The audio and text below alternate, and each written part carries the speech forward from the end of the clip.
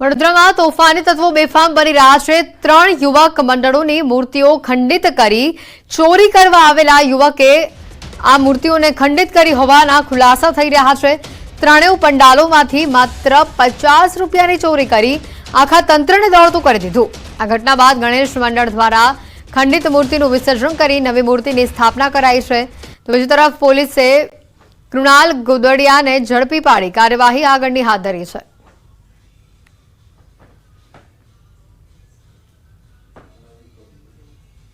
India बजार रणछोड़जी युवक मंडल खाड़ियापोड़ 2 અને પ્રગતિ યુવક મંડળ 3 જગ્યાના ગણપતિની મૂર્તિઓને ખંડિત કરવામાં આવી છે।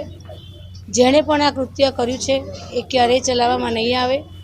આટલું સરસ વાતાવરણ ગણપતિ બાપામય થઈ રહ્યું છે ત્યારે આ શાંતિને દોડવાનું કોઈ જાણીને કૃત્ય કરી રહ્યું હોય એમ છે। કોઈ રાતના સમયમાં કોઈ આવીને મૂર્તિ ખંડિત કરીને જતું રહ્યું। સવારમાં વહેલી જ્યારે આરતી કરવા આવ્યા ત્યારે જોયું મંડળના છોકરાઓએ અને તાત્કાલિક ધોરણે આ મૂર્તિ બદલી અને બીજી મૂર્તિની સ્થાપના કરી હતી। બનાસકાંઠામાં 2 શ્રમિકોના મોતનો વિવાદ વકરી રહ્યો છે। વડગામ તાલુકાના નલાસરમાં 2 આદિવાસી યુવકના ખેતરમાંથી મૃતદેહ મળી આવ્યાનો વિવાદ સામે આવ્યો છે। બંને યુવકનો મૃતદેહ પીએમ માટે વડગામ સામૂહિક આરોગ્ય કેન્દ્રમાં રાખવામાં આવ્યો છે। આદિવાસી આગેવાનો ન્યાયની માંગ કરી છે। ગઈકાલે આદિવાસી સમાજના આગેવાનોએ પોલીસ મથક ખાતે હોબાળો મચાવ્યો હતો। વડગામ હોસ્પિટલ ખાતે મોટી સંખ્યામાં આદિવાસીઓ આવી અને દેખાવો કરે તેવી શક્યતા પણ વ્યક્ત કરાઈ છે। વધુ માહિતી મેળવીશું સંજય ડાક અમારી સાથે સંવાદદાતા સીધા અહીંયા જોડાયા છે। સંજય, જે રીતે આ માહિતી આવી રહી છે અને મોટી સંખ્યામાં આદિવાસીઓ ત્યાં પહોંચે અને હોબાળો થાય તેવી પણ એક શક્યતા હાલ જોવા મળી રહી છે, વધુ માહિતી શું? બિલકુલ હેતવી, હાલ અમે વડગામ સામૂહિક આરોગ્ય કેન્દ્ર ખાતે છીએ અને હું સીધા દ્રશ્ય આપને હેતવી બતાવીશ કે આપ જ્યાં જોઈ શકો છો કે અહીંયા એ 2 આદિવાસી જે મજૂરો જે છે તેમનો મૃતદેહ અહીંયા રાખવામાં આવ્યો છે। ડેડ બોડી અહીંયા રાખવામાં આવી છે અને તેમનું પીએમ જે છે તે અહીંયા થવાનું છે। જો કે જે પ્રકારની જે ગઈકાલની જે ઘટના છે કે ગઈકાલે છાપી પાલનપુર હાઈવે પરની જે એક ડેરી છે અને ડેરીના માલિકે જે ખાતરની બોરીઓ ઉતારવા માટે 5 મજૂરો હાયર કર્યા હતા અને ત્યારબાદ જે માથાકૂટના આક્ષેપ કરવામાં આવ્યા અને એમાં મારવાના પણ આક્ષેપ કરવામાં આવ્યા મજૂરોને અને એમાંથી 3 મજૂરો ભાગી ગયા અને 2 મજૂરોના જે છે તે અહીંયા નળાસરના ખેતરમાંથી જે 2 મજૂરોના મૃતદેહ મળી આવ્યા અને એ સમગ્ર મામલે જે વિવાદ થયો, આદિવાસી સમાજના જે આગેવાનો જે છે તેઓએ હોબાળો પણ મચાવ્યો હતો ખેતરના માલિક સાથે તેમજ ડેરીના માલિક સાથે અને આદિવાસી આગેવાનોએ સમાધાન માટે બેઠક પણ કરી હતી, પરંતુ એ બેઠક ક્યાંક ને ક્યાંક નિષ્ફળ રહી। અત્યારે આપ જોઈ શકો છો કે અહીંયા જે પીએમ રૂમ છે ને પીએમ રૂમની બહાર પોલીસનો બંદોબસ્ત ગોઠવવામાં આવ્યો છે। જે પ્રકારે આદિવાસી આગેવાનો જે મોટી સંખ્યામાં આવે અને અહીંયા હોબાળો મચાવે તેવી શક્યતાઓ જોવાઈ રહી છે અને તેને લઈને હાલ સમગ્ર વડગામમાં જે છે તે અલગ અલગ જગ્યાએ પોલીસ ગોઠવી દેવામાં આવી છે અને સાથે સાથે અહીંયા જે પીએમ રૂમ છે ત્યાં પણ પોલીસનો બંદોબસ્ત જે છે તે હેતવી ગોઠવી દેવામાં આવ્યો છે। બિલકુલ સંજય, આભાર માહિતી બદલ। 2 કામદારોના મોત થતા આદિવાસી લોકો હાલ વિફર્યા હોવાની માહિતી સામે આવી રહી છે। કાબુમાં છે અત્યારે પોલીસ એક્શન મોડ પર જોવા મળી રહી છે। સૈયદપુરામાં બીજા દિવસે પોલીસ પણ તૈનાત રહી આ વિસ્તારમાં 5000 સીસીટીવી કેમેરાઓની મદદથી આરોપીઓની શોધખોળ થઈ રહી હતી। તોફાની તત્વો પથ્થરમારો કરનારાની સીસીટીવી કેમેરાથી ઓળખ કરવામાં આવી છે અને તે બાદ હવે કાર્યવાહી હાથ ધરાશે। સૈયદપુરા 4 રસ્તા ઉપર સુરત પોલીસના 10 કરતાં વધુ કેમેરા છે અને તેની તપાસ કરવા અલગ અલગ ટીમો બનાવી ફૂટેજ જોવામાં આવી રહ્યા છે। પોલીસે પથ્થરમારા સાથે ગાડીઓ સળગાવવાનું અને ગાડીઓમાં તોડફોડ કરવાના અલગ અલગ 2 જેટલા ગુના જે છે તે નોંધ્યા છે। આ દ્રશ્યો આપણે બતાવી રહ્યા છે કઈ હદે ગાડીઓમાં પણ તોડફોડ થઈ હતી। સુરતમાં જે આ દ્રશ્યો સામે આવ્યા છે અત્યાર સુધીમાં કુલ 27 જેટલા આરોપીઓ પકડાઈ ચૂક્યા છે।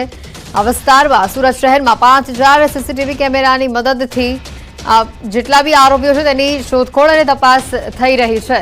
વધુ માહિતી મેળવીશું સંવાદદાતા કીર્તેશ અમારી સાથે સીધા અહીંયા જોડાઈ ચૂક્યા છે। કીર્તેશ, જે રીતે શાંતિ ડહોળવાનો સુરતનો જે પ્રયત્ન થયો છે અને તે બાદ જે 27 જેટલા આરોપીઓ પકડાઈ ચૂક્યા છે, હાલ આ વિસ્તારમાં કેવો માહોલ છે?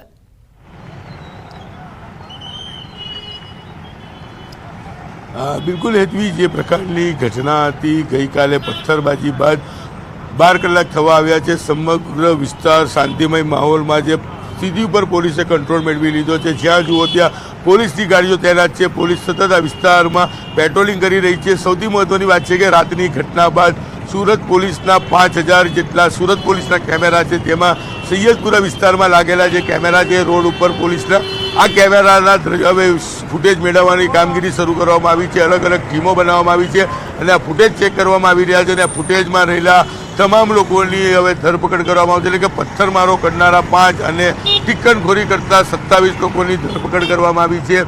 પોલીસે પથ્થરમારા સાથે સાથે કહી શકાય ગાડીઓમાં આગ લગાડવાની ઘટના અને જે પ્રકારે ગાડીઓમાં તોડફોડ કરી હતી તેના અલગ 2 ગુના દાખલ કર્યા છે. જોકે 12 કલાક બાદ શાંતિમય માહોલ છે, પણ સુરતની આ ઘટના બાદ સુરતના 5000 કેમેરાથી સુરત પોલીસ આખા શહેર ઉપર નજર રાખી રહી છે. સંવેદનશીલ વિસ્તારો છે કે જ્યાં ગણપતિના મંડપો આવેલા છે ત્યાં પોલીસ તૈનાત કરવામાં આવી છે. સતત એ વિસ્તારમાં પેટ્રોલિંગ કરવામાં આવી રહ્યું છે. એટલે કે ગઈકાલની ઘટનાનું સુરતમાં પુનરાવર્તન ના થાય તેનું ખાસ ધ્યાન રાખવામાં આવી રહ્યું છે, કારણ કે ગઈકાલની આ ઘટના સુરતની સુરત ચોક્કસપણે બગાડી છે. દ્રશ્ય જોઈ શકાય છે કે જ્યાં જુઓ ત્યાં માત્ર પોલીસની ગાડીઓ છે. પોલીસ સતત પેટ્રોલિંગ કરી રહી છે. જોકે પરિસ્થિતિ પર કંટ્રોલ મેળવી લેવામાં આવ્યો છે અને ગઈકાલે અહીંયા જે પ્રકારે પોલીસ ઉપર પથ્થરમારો કરવામાં આવ્યો હતો, પોલીસના 2 થી 3 કર્મચારી અને 2 થી 3 અધિકારીઓ ઇજાગ્રસ્ત થયા હતા. એથી સૌથી મહત્વની વાત છે કે ન્યૂઝ 18ની ટીમ જ્યારે કવરેજ કરી રહી હતી ત્યારે પથ્થરબાજો ન્યૂઝ 18ના કેમેરામાં કેદ થતા અમારા પર પણ પથ્થરમારો કરવામાં આવ્યો હતો. સદનસીબે અમારો બચાવ થયો હતો, પણ કહી શકાય કે સતત પોલીસ દ્વારા અત્યારે પણ પેટ્રોલિંગ કરવામાં આવી છે. દ્રશ્ય જોઈ શકાય છે. પોલીસનો મોટો કાફલો અત્યારે બી સૈયદપુરા 4 રસ્તા છે ત્યાં ખડકી દેવામાં આવ્યો છે. પોલીસ દ્વારા સતત પેટ્રોલિંગ સાથે અલગ અલગ ટીમો બનાવી અલગ અલગ ગલીઓમાં પેટ્રોલિંગ કરવામાં આવી રહ્યું છે. એટલે કે ગઈકાલની ઘટનાનું ફરી એકવાર પુનરાવર્તન અહીંયા ના થાય, શહેરમાં ના થાય, તેને લઈને સુરત પોલીસે એક્શન પ્લાન સાથેની કામગીરી શરૂ કરી છે. હેતવી બિલકુલ, આ સાથે જ કીર્તિશ મહત્વની વાત છે કે સુરતના લોકો, કારણ કે આ પ્રકારની ઘટનાથી સુરતના લોકોમાં પણ રોષ જોવા મળી રહ્યો છે અને વધુ અપડેટ પણ આપણી પાસેથી કીર્તિશ આગળ મેળવતા રહીશું. જે રીતનો આ બનાવ સુરત શહેરથી સામે આવ્યો છે, 5000 સીસીટીવી કેમેરાના ફૂટેજની તપાસ કરવામાં આવી રહી છે અને પોલીસના કાફલાના દ્રશ્યો તમે જોઈ રહ્યા છો. જે દ્રશ્યો આવી રહ્યા છે, મોટી સંખ્યામાં જવાનોને આ વિસ્તારમાં તૈનાત કરી દેવામાં આવ્યા છે અને એક સીસીટીવી કેમેરાની બારીકાઈથી ઝીણવટપૂર્વક તપાસ કરવામાં આવી રહી છે.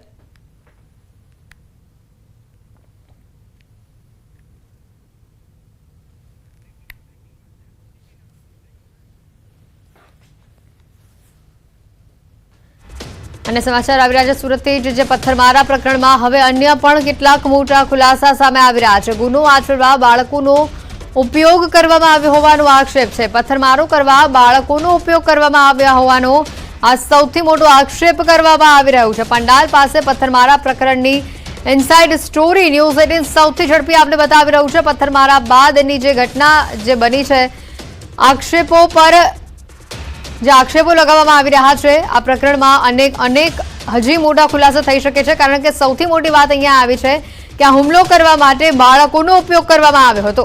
આ મામલે વધુ તપાસ થશે તેવું સીપીનું નિવેદન સામે આવ્યું છે. ગત વર્ષે પણ વિસર્જન સમયે આવું જ બન્યું હતું. બાળકોના ઉપયોગની પાછળ કોણ છે તેની તપાસ કરવામાં આવશે. આ મામલે તપાસ થઈ રહી છે તેવું સીપીનું નિવેદન સામે આવ્યું છે. ગત વર્ષે પણ વિસર્જન સમયે આ જ પ્રકારનો બનાવ સામે આવ્યો હતો.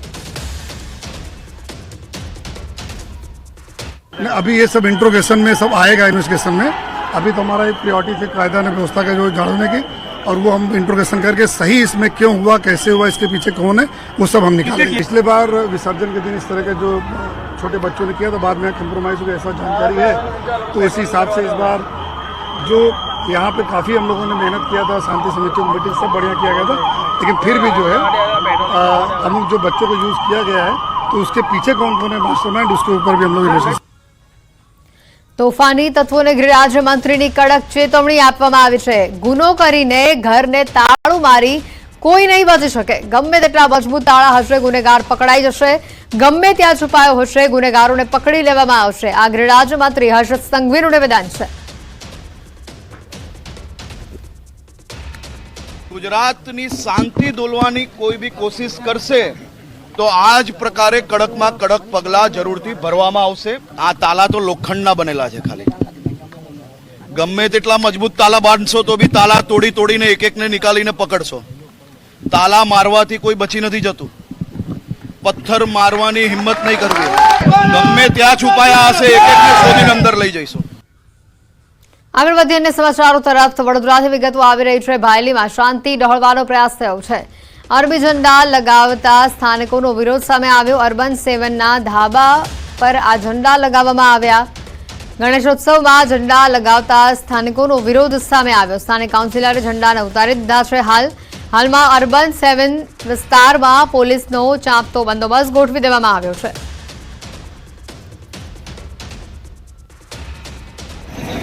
બપોરે મને ફોન આવ્યો કે ભાઈ અહીંયા કોઈ ઝંડો લગાવવામાં આવ્યો છે. મેં આવીને જોયું તો એ અરબનો ઝંડો હતો, જે અમે તાત્કાલિક ત્યાંથી ઉતારી લીધો. ત્યારબાદ અત્યારે રાત્રે એ લોકોએ તમામ ટાવર ઉપર ઝંડા લગાવી દીધા. એટલા માટે ફરી મને ફોન આવતા અહીંયા આવી અને ફરી અમે ઝંડા ઉતારી લીધા. જે વૈમનસ્ય ઊભું કરવાનું પ્રવૃત્તિ થઈ રહી છે એને બંધ કરવી પડે. એ ગણપતિજીના મંડપ વાળો જે ટાવર છે, ટાવરમાં ઉપર આ ઝંડો લગાડવાની શું જરૂર પડી, મારું એવું કહેવાનું છે. જો એને ઝંડા લગાડો તો પેલા બધે લગાડતા. અહીંના ઝંડા આપણા દેશના ઝંડા નહીં લગાવી દીધા આગળ, અને જે પાકિસ્તાનના ઝંડા આપણા દેશમાં લગાવવાના આગળ, મારું કેવું એ છે. વડોદરામાં તોફાની તત્વો બેફામ બની રહ્યા છે. 3 યુવક મંડળોની મૂર્તિઓ ખંડિત કરી ચોરી કરવા આવેલા યુવકે આ મૂર્તિઓને ખંડિત કરી હોવાના ખુલાસા થઈ રહ્યા છે. ત્રણેય પંડાલોમાંથી માત્ર 50 રૂપિયાની ચોરી કરી આખા તંત્રને દોડતું કરી દીધું. આ ઘટના બાદ ગણેશ મંડળ દ્વારા ખંડિત મૂર્તિનું વિસર્જન કરી નવી મૂર્તિની સ્થાપના કરાઈ છે. તો બીજી તરફ પોલીસે કૃણાલ ગોદડિયાને ઝડપી પાડી કાર્યવાહી આગળની હાથ ધરી છે.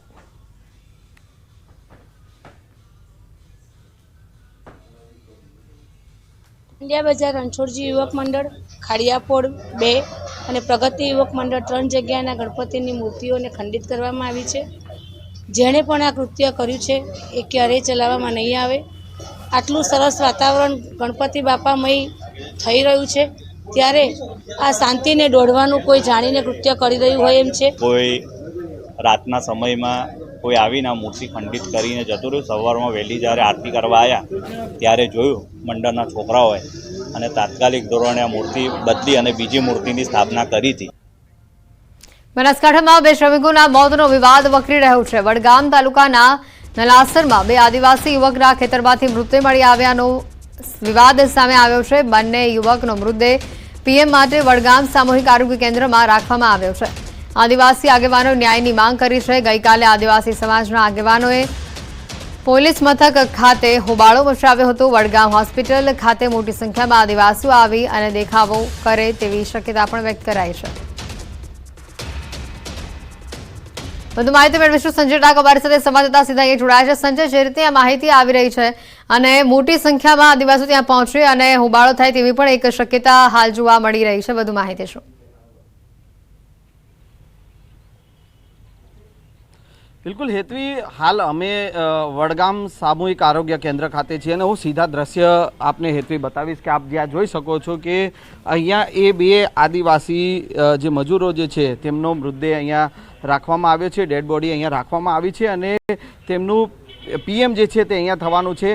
જો કે જે પ્રકારની જે ગઈકાલની જે ઘટના છે કે ગઈકાલે છાપી પાલનપુર હાઈવે પરની જે એક ડેરી છે અને ડેરીના માલિકે જે ખાતરની બોરીઓ ઉતારવા માટે 5 મજૂરો હાયર કર્યા હતા અને ત્યારબાદ જે માથાકૂટના આક્ષેપ કરવામાં આવ્યા અને એમાં મારવાના પણ આક્ષેપ કરવામાં આવ્યા મજૂરોને, અને એમાંથી 3 મજૂરો ભાગી ગયા અને 2 મજૂરોના જે છે તે અહીંયા નળાસરના ખેતરમાંથી જે 2 મજૂરોના મૃતદેહ મળી આવ્યા અને એ સમગ્ર મામલે જે વિવાદ થયો, આદિવાસી સમાજના જે આગેવાનો જે છે તેઓએ હોબાળો પણ મચાવ્યો હતો ખેતરના માલિક સાથે તેમજ ડેરીના માલિક સાથે અને આદિવાસી આગેવાનોએ સમાધાન માટે બેઠક પણ કરી હતી, પરંતુ એ બેઠક ક્યાંક ને ક્યાંક નિષ્ફળ રહી. અત્યારે આપ જોઈ શકો છો કે અહીંયા જે પીએમ રૂમ છે ને પીએમ રૂમની બહાર પોલીસનો બંદોબસ્ત ગોઠવવામાં આવ્યો છે. જે પ્રકારે આદિવાસી આગેવાનો જે મોટી સંખ્યામાં આવે અને અહીંયા હોબાળો મચાવે તેવી શક્યતાઓ જોવાઈ રહી છે અને તેને લઈને હાલ સમગ્ર વડગામમાં જે છે તે અલગ અલગ જગ્યાએ પોલીસ ગોઠવી દેવામાં આવી છે અને સાથે સાથે અહીંયા જે